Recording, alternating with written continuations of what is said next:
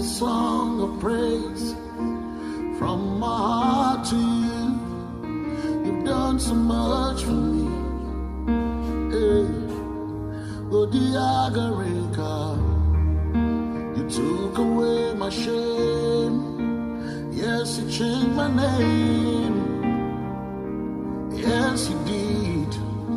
Odiagareka, you wiped away my tears. You gave to me your peace. You did it for free.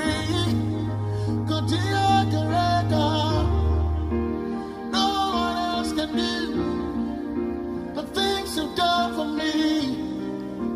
Yes, you set me free. Odiagareka, oh dear, oh dear,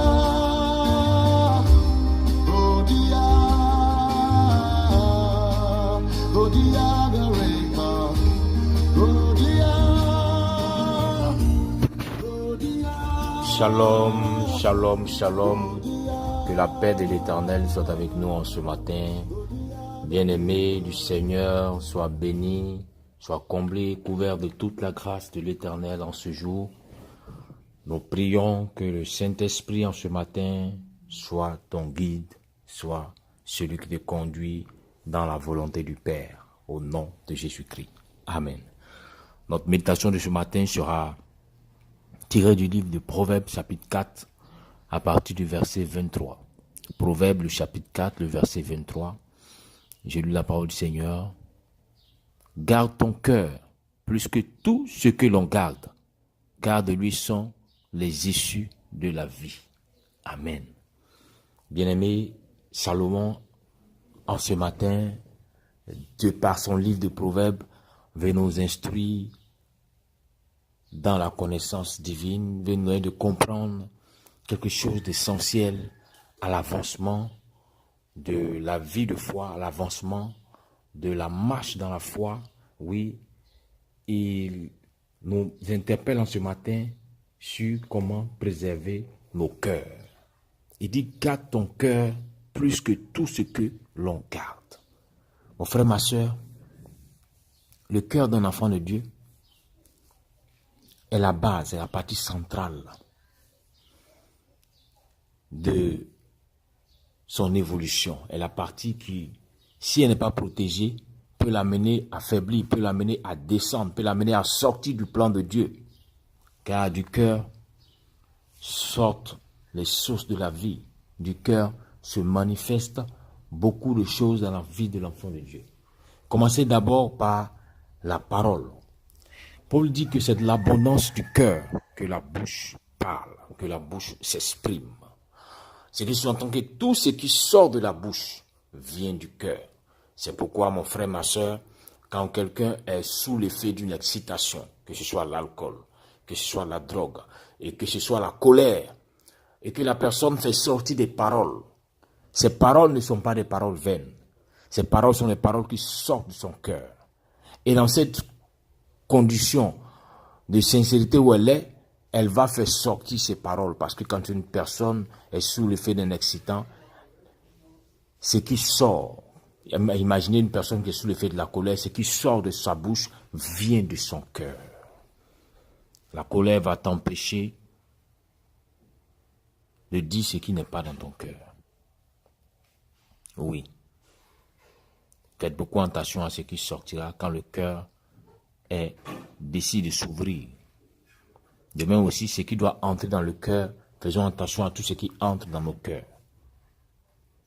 Car si ton cœur n'est pas ce cœur que tu protèges, que tu gardes, toutes choses vont entrer dans ton cœur. Il y a des choses qui viendront déchirer ton cœur, qui viendront détruire ton cœur. C'est pourquoi, pour un enfant de Dieu qui veut grandir avec Christ, ne cherche pas à découvrir certaines choses qui ne sont pas importantes dans ta marche avec le Seigneur. Alors, viens te dire, telle personne a dit ceci. Ne cherche pas à comprendre qu'est-ce qui a été dit. En considérant ces petites choses, tu peux aller même jusqu'à blesser ton cœur, jusqu'à faiblir ton cœur, jusqu'à fâcher ton cœur. Salomon nous dit en ce matin de garder nos cœurs plus que tout ce que l'on garde. Donc sur la terre, si tu prends toutes les précautions pour garder ton argent, pour garder tes biens, pour protéger, il dit prends la peine de surveiller ton cœur plus que toutes ces choses. Car si ton cœur n'est pas surveillé, que n'importe quoi rentre dans ton cœur, ta vie sera le résultat de ton cœur. Parce que même la foi commence d'abord par une conception qu'on reçoit dans l'esprit. Et à partir de là, quelque chose doit naître dans le cœur. Car l'homme qui croit a une ferme assurance. Mais l'assurance n'est pas dans l'esprit, l'assurance est dans le cœur. L'assurance, cette ferme assurance est dans le cœur. L'esprit accepte. Donc l'esprit produit la pensée. L'esprit envoie l'image pour posséder. Mais l'assurance reste dans le cœur. Jésus-Christ a dit, quand vous demandez quelque chose à mon Père, croyez que vous avez la chose et la chose sera donnée. Pour vous clarifier ce passage en ce matin, c'est simple. Quand je demande une voiture, pendant que je suis en train de prier, Éternel, je veux, ou je prends l'exemple d'un poste de travail, Seigneur, je veux ce travail, donne-moi ce travail. Mais pendant que je suis en train de demander au Seigneur, dans ma pensée, je vois le travail. Dans ma pensée, j'accepte le travail. Dans ma pensée, j'accepte que l'Éternel me donne ce travail. Et automatiquement, l'assurance, la ferme assurance vient s'asseoir dans mon cœur et je peux obtenir ce que je désire. Pourquoi? Parce que j'ai déjà respecté le processus. Le cœur est très important dans la marche de la foi. Un cœur qui est blessé, souvent se laisse faiblir. Souvent faiblit l'âme. Souvent faiblit tout le corps. Vous allez voir des personnes qui sont découragées, qui ne veulent plus fournir d'efforts pour avancer, pour avoir accès aux promesses de Dieu. Des personnes qui ont été déçues à cause du fait qu'ils ont été tellement oppressés, persécutés de tout le temps, traumatisés par les œuvres des ténèbres. Et ces personnes sont découragées, ne veulent plus avancer. Mais c'est dû à quoi? C'est dû que le cœur a été touché. Le cœur qui donne la force, le cœur qui donne la vie, le cœur a été touché. Et ces personnes ont commencé à faiblir. Elles ont laissé la mort prendre le contrôle de leur cœur. Mon frère, ma soeur, en ce matin, ne laisse pas la mort avoir accès à ton cœur. Car toute mort physique ou matérielle commence d'abord par l'intérieur, par ton cœur. Salomon dit, garde ton cœur plus que tout ce que l'on peut garder. Regarde un peu comment tu gardes ton argent. Regarde un peu comment tu protèges ta connaissance. Regarde un peu comment tu gardes ton bien. Salomon dit, garde ton cœur plus que ces choses-là. Ça sous-entend que c'est important, très important, de protéger ton cœur, de surveiller ton cœur. Ne laisse pas n'importe quoi avoir accès à ton cœur. Ne laisse pas n'importe qui contrôler ton cœur. Non. Donne ton cœur à l'Éternel. Laisse le Seigneur déposer dans ton cœur sa volonté, son amour, sa joie, son assurance, sa paix. Cela te permettra d'expérimenter l'Éternel. Oui, mon frère, ma soeur. Garde ton cœur. David a été l'homme, la Bible déclare, selon le cœur de Dieu. David a été l'homme qui agissait selon la volonté du Seigneur.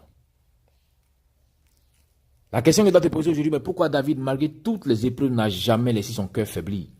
C'est parce que David avait fondé son espoir sur l'Éternel. La source, la restauration du cœur de David venait de l'Éternel. Malgré que Dieu lui avait dit, David, tu seras roi, et que les années sont passées, David n'est pas devenu roi, David ne se décourageait pas parce qu'il avait compris, il avait connu qui était l'Éternel. Il savait que ce n'était pas quelqu'un qui parle pour parler, mais quand il dit quelque chose, c'est qu'il a déjà fini d'accomplir cette chose avant de te l'annoncer. Donc David ne laisse pas n'importe quoi rentrer dans son cœur. Même quand ses propres frères, même quand ses proches voulaient l'amener à être découragé, David n'a pas laissé accès à son cœur. Non, ces choses-là, il refusait qu'elles entrent dans son cœur. Mais il acceptait que seulement ce que l'Éternel a dit puisse prendre forme dans son cœur. David dit, même quand je marche dans la vallée de l'ombre de la mort, je ne crains aucun mal. Bien aimé, David refuse que son cœur accepte que la mort est. Il dit, même si c'est difficile, même si c'est pénible, même si je pleure, je ne crains pas que ce que Dieu a dit ne s'accomplira pas. Je ne laisse pas le désespoir entrer dans mon cœur. Je ne laisse pas le doute avoir le contrôle de mon cœur. Mais je crois et je continue de croire. Je persévère dans ce que Dieu a promis pour ma vie parce que je ne laisse pas mon cœur à n'importe quoi. Mon frère, ma soeur, ce matin, À quoi est-ce que tu exposes ton cœur? À peine une petite situation se présente que tu laisses ton cœur avaler ces mensonges du diable, ces mensonges de la vie.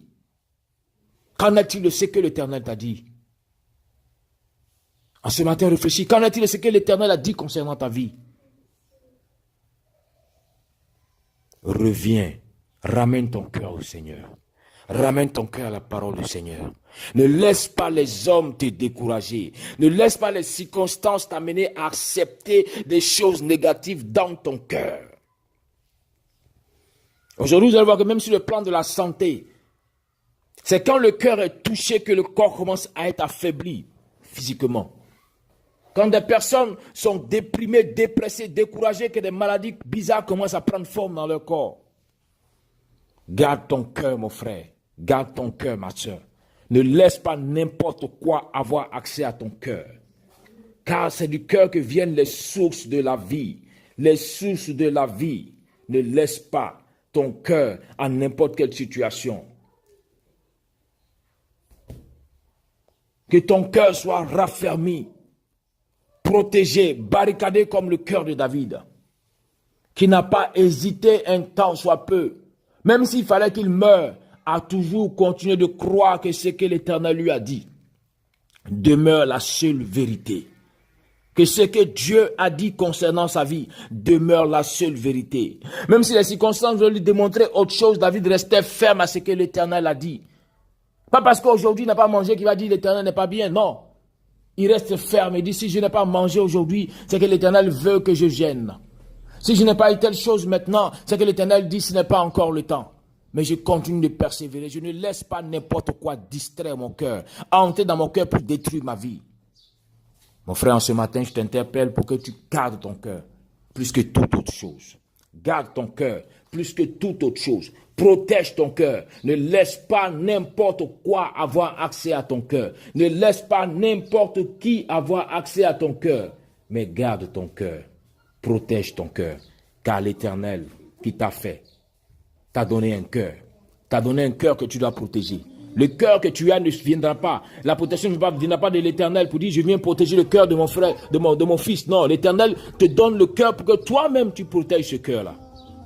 Alors, mon frère, protège ton cœur et expérimente les grâces venant du Seigneur continuellement dans ta vie. Au nom de Christ Jésus. Amen.